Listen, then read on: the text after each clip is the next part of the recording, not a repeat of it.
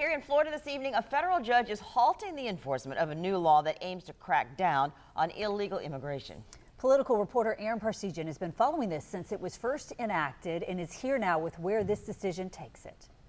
This judge's order is one of the first steps in a legal battle that could go to the Supreme Court. But the fact there are questions over the constitutionality of it is not surprising.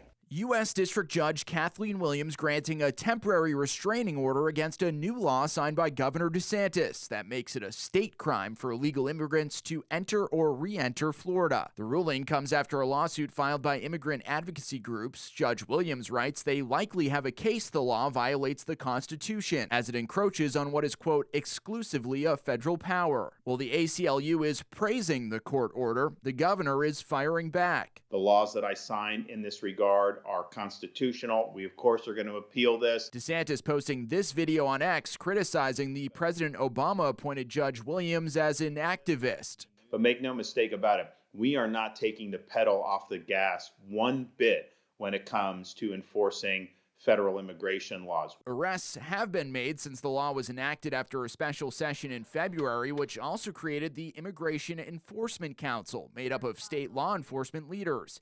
Even they had questions about these laws during their first meeting in Largo last week. There are, I'll say, concerns about the constitutionality of any state law that delves into immigration. Pinellas County Sheriff Bob Gualtieri, a Republican and former attorney, also expressed concerns over how officers would even be able to enforce it. So you'd have to prove that they illegally crossed the border. How are you going to prove it? Don't think it gives us a lot of tools to work with. The temporary restraining order lasts for 14 days. The next hearing is scheduled for April 18. Aaron Parsegian, First Coast News on your side.